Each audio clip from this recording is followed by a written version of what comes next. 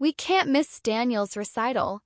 That's what my mother said when I called from the hospital bed, my leg shattered in 3 places, alone in a room that smelled like disinfectant and broken promises. Through the phone, I could hear piano keys in the background, my brother practicing scales while I bled through bandages. You understand, sweetie, she added, her voice already distant. This is his big night. I understood perfectly. I pressed the call button for the nurse, and in that moment, something inside me fractured worse than any bone ever could. 6 years later, when her kidney failed and my brother's blood type didn't match, she finally remembered my number. But by then, I'd learned something she never taught me. Sometimes the most powerful thing you can do is simply say no. Before I tell you how I drew that line, tell me where you're listening from so I know I'm not the only one who had to choose themselves over family. From the outside, we looked like the kind of family people envied. Holiday cards with matching sweaters, a 2-story house in a good neighborhood, my father's dental practice funding private schools and summer camps. But perfection is easier to photograph than to live. My name's Natalie Brennan. I'm 34 now, a physical therapist who specializes in trauma recovery. The irony isn't lost on me. Growing up, I was the quiet daughter, the one who learned early that keeping peace meant swallowing your own needs until you forgot you had any. Daniel, my younger brother by 4 years, was the prodigy. Piano, specifically. By age 7, he was playing Chopin. By 12, he'd won statewide competitions. My parents built their entire world around his talent, his schedule, his future. My father would say, "We're investing in greatness," while my mother nodded, her eyes already calculating the next competition entry fee. I wasn't talentless. I played violin, made honor roll, captained the swim team. But none of it mattered because none of it was Daniel. When I got into college on a full academic scholarship, my mother's first question was, "Will you be home for Daniel's spring concert?" When I graduated summa cum laude, they arrived late because Daniel had a last-minute rehearsal. I told myself it was fine. Daniel needed the support. He was younger. He had a gift. I was being selfish, wanting attention. That's what you do in families like mine. You gaslight yourself before anyone else gets the chance. The accident happened on a Tuesday in October 6 years ago. I was 28, driving home from a client's house when a pickup truck ran a red light and T-boned my sedan. The impact sent my car spinning into a telephone pole. I remember the sound first, metal screaming, glass exploding, then nothing but sirens and strangers' voices swimming through fog. I woke up in County General with a shattered femur, fractured tibia, 3 broken ribs, and a concussion that made the ceiling spin. The nurse, a woman named Patricia with kind eyes, told me they'd tried to reach my emergency contacts. My parents hadn't answered. Daniel's phone went straight to voicemail. 6 hours later, my mother finally called back. Her voice was tight, stressed, but not about me. "Natalie, thank God you're okay. Listen, we have a situation. Daniel's recital is tonight. Carnegie Hall, the one he's been preparing for all year. We can't miss this. You understand, don't you, sweetie?" Through my morphine haze, I heard piano music in the background. Rachmaninoff, I think. My brother's favorite. "Mom," I whispered, my throat raw from the breathing tube they'd removed an hour earlier. "I'm hurt. Really hurt. They said I'll need surgery." "I know, honey, and we'll be there tomorrow. First thing. But tonight is so important for Daniel's career. His future. You're stable, the doctors said so, right?" I stared at the ceiling tiles, counting the small holes in the acoustic panels. 47 in my line of sight. "Right," I said quietly. "That's my girl. We'll see you tomorrow. Get some rest." She hung up before I could respond. In the silence that followed, I heard my own breathing, the steady beep of the heart monitor, footsteps in the hallway. Patricia came back, saw my face, and didn't ask. She just adjusted my pillow and squeezed my hand. "Family on the way?" she asked gently. "No," I said. "They have somewhere more important to be." That night, I stared at the dark window, watching my reflection in the glass. Pale, hollow-eyed, alone. My phone buzzed once. Text from my mother. Daniel was magnificent. Standing ovation. So proud. No question about my surgery.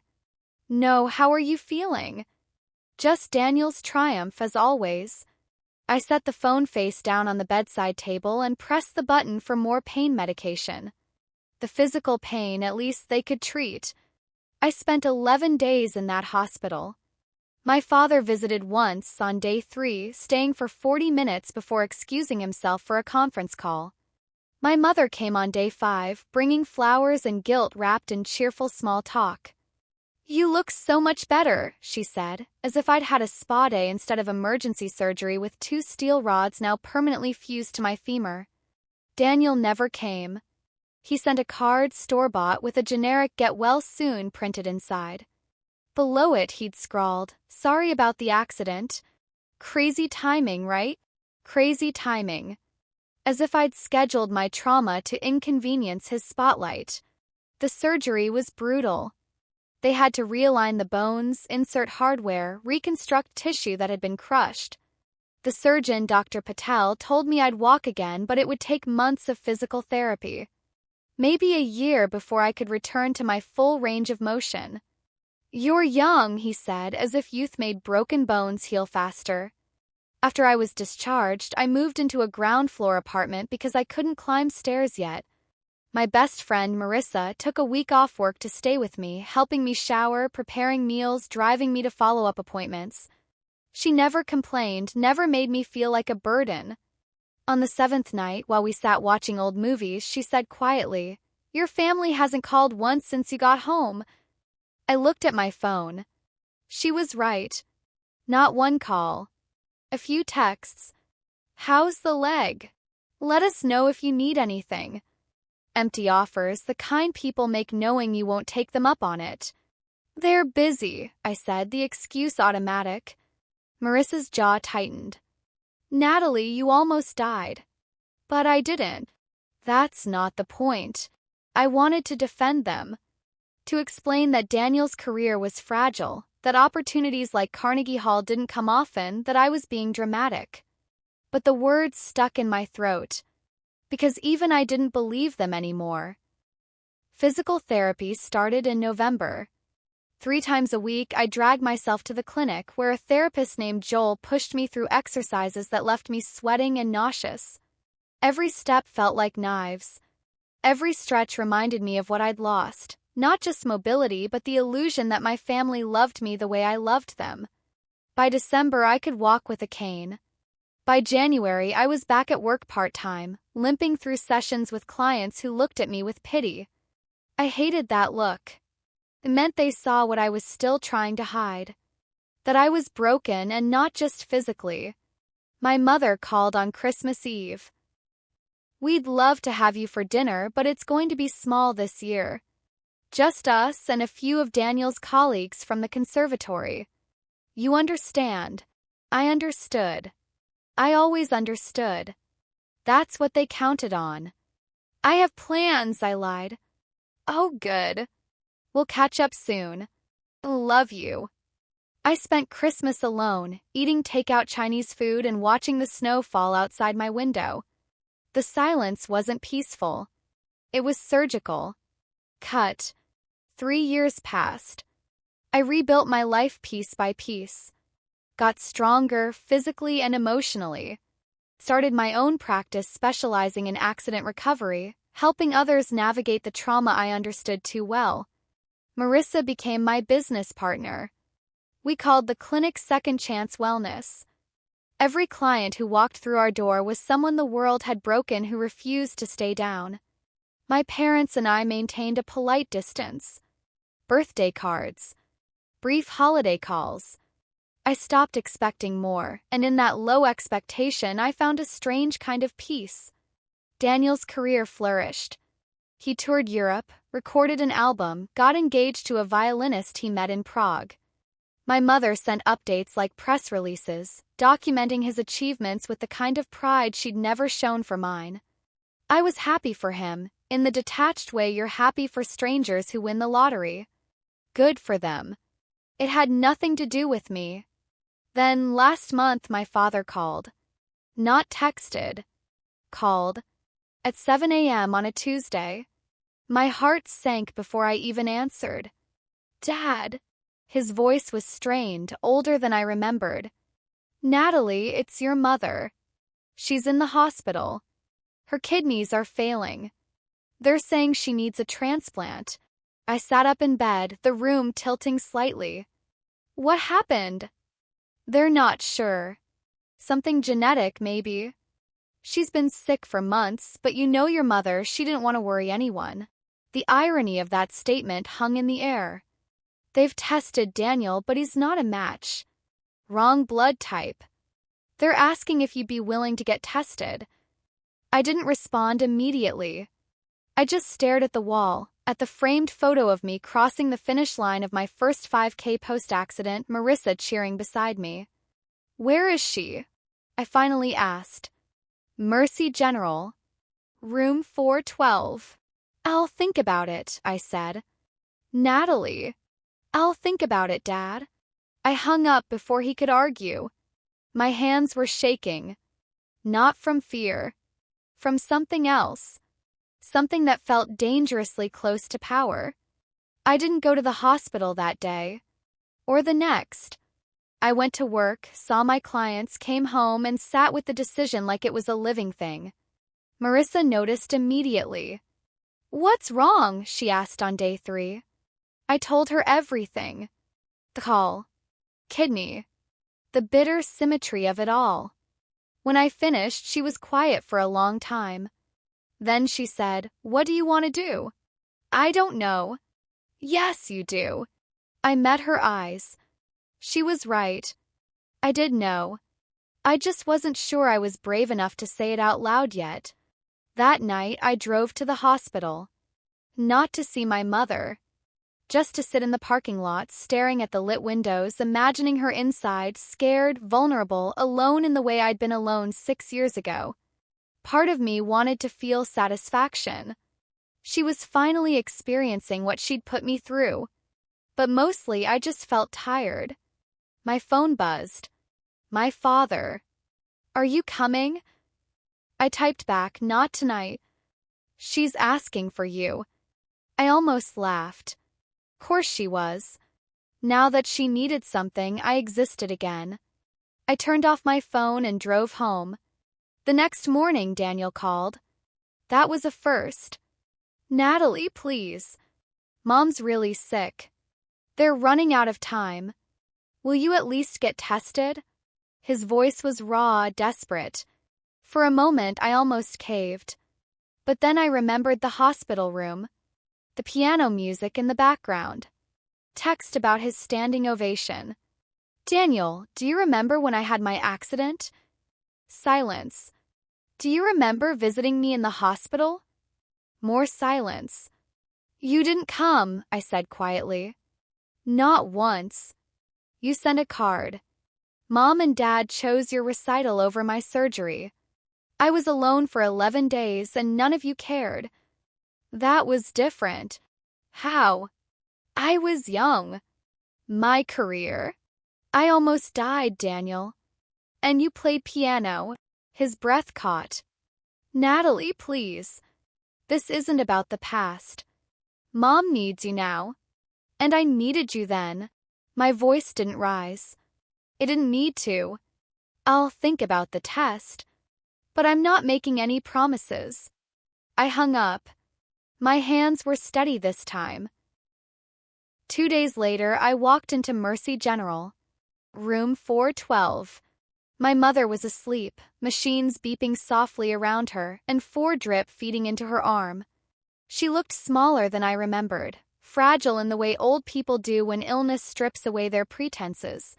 My father sat beside her, his face gray with exhaustion. When he saw me, he stood quickly. Natalie. Thank you for coming. I stayed near the door. How is she? Not good. Her numbers are dropping. They've put her on the transplant list, but it could be months. Maybe years. She doesn't have that kind of time. I nodded slowly. And Daniel? Wrong blood type. AB positive. Your mother's O negative. He looked at me with something that might have been hope. Your O negative too. I remember from when you were born. Of course he remembered. Medical details he never forgot. Emotional ones, those slipped away like smoke. Have you asked her if she remembers the accident? I asked quietly. His face tightened. Natalie, that's not fair. Isn't it? I stepped closer, my voice still calm. She made a choice that night, Dad. You both did. You chose Daniel's recital over my emergency surgery. You didn't even call to check on me until the next day. We were there the next morning. I was alone for 6 hours. Scared. In pain. Waiting for my family to show up. And they didn't. His shoulders sagged. We made a mistake. We thought you were stable. You thought Daniel was more important, I finished. You've always thought that. And now you need something from me and suddenly I matter. My mother stirred, her eyes fluttering open. When she saw me, a weak smile crossed her face. Natalie, she whispered. You came. I walked to the bedside, looking down at her. The woman who gave birth to me. Who taught me to tie my shoes and braid my hair. Who also taught me that love is conditional, that worth is measured in talent, that some children matter more than others. Mom, I said softly. Do you remember my accident? Her smile faltered. Of course, honey. It was terrible. Do you remember what you were doing the night it happened? She blinked, confused. Daniel had his recital. Carnegie Hall. Standing ovation. I kept my voice gentle. You chose not to come to the hospital because his performance was more important. Tears filled her eyes. Natalie, we came the next day. We were there. I needed you that night. My throat tightened, but I didn't look away. I was alone and scared, and you chose him. Like you've always chosen him. That's not fair, my father interjected. We love you both. No, I said, finally letting the word out. You love him. You tolerate me. The machines beeped in the silence. My mother's tears spilled over, but I felt strangely calm.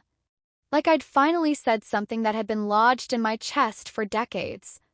I'll get tested, I said. But I'm not making any promises about what happens after that. You don't get to decide my worth anymore based on what you need from me. I turned and walked out, leaving them with the truth they'd avoided for years. The blood test took 10 minutes. O negative. Universal donor. Perfect match. Transplant coordinator, a woman named Dr. Sarah Chen, smiled when she gave me the results. You're an excellent candidate.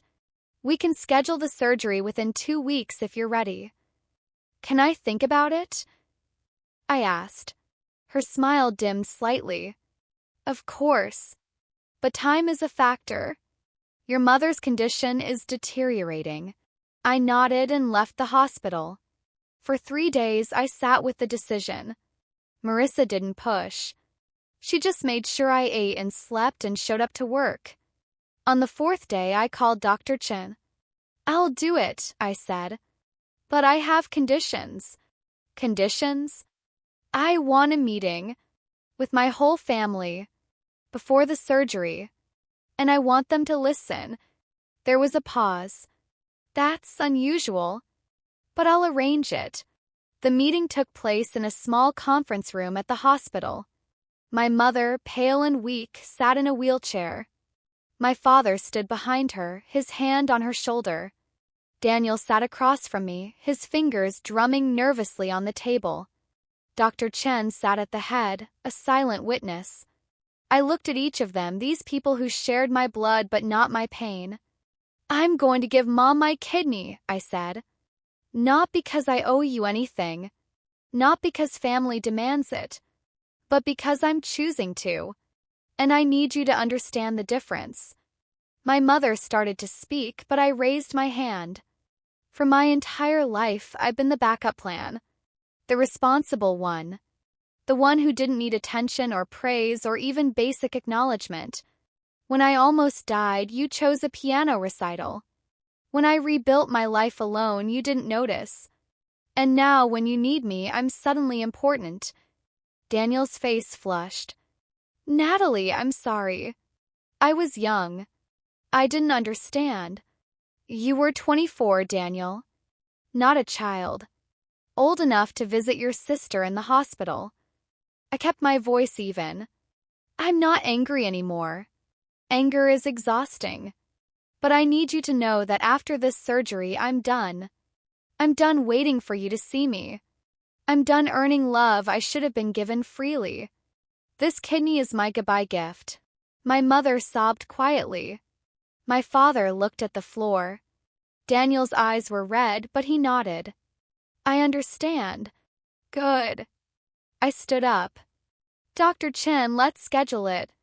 The surgery happened on a cold morning in March. They took me in first, removed my left kidney, and transplanted it into my mother's failing body. When I woke up, Marissa was there, holding my hand.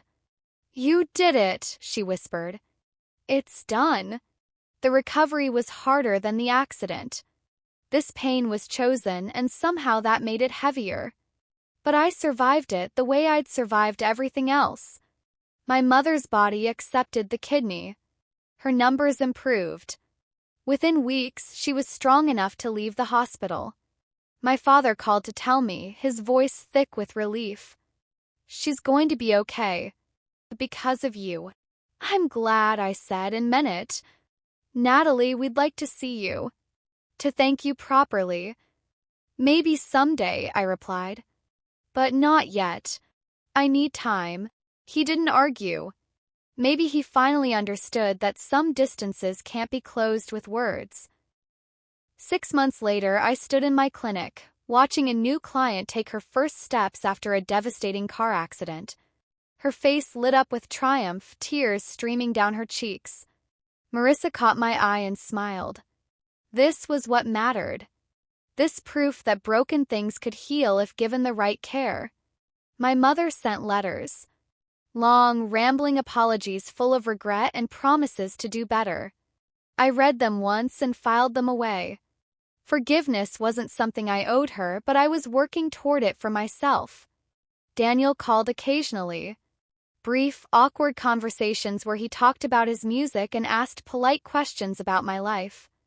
It wasn't much, but it was more honest than anything we'd had before. One evening, as I locked up the clinic, my phone buzzed. A text from my mother. Thank you for my life. I know I don't deserve it, but thank you. I stared at the message for a long time. Then I typed back, you're welcome. Take care of yourself. It wasn't closure. It wasn't reconciliation. But it was enough. I drove home through the early spring twilight, the sky painted in shades of orange and pink. My scar ached faintly, a reminder of what I'd given and what I'd kept. For the first time in years, I didn't feel like the quiet daughter or the overlooked sister or the backup plan. I felt like Natalie. Whole. Free. Mine. If you've ever had to save someone who never saved you, you know this feeling. It's not about revenge. It's about finally choosing yourself. Share your story in the comments. Someone out there needs to hear it. And subscribe for more stories of quiet strength.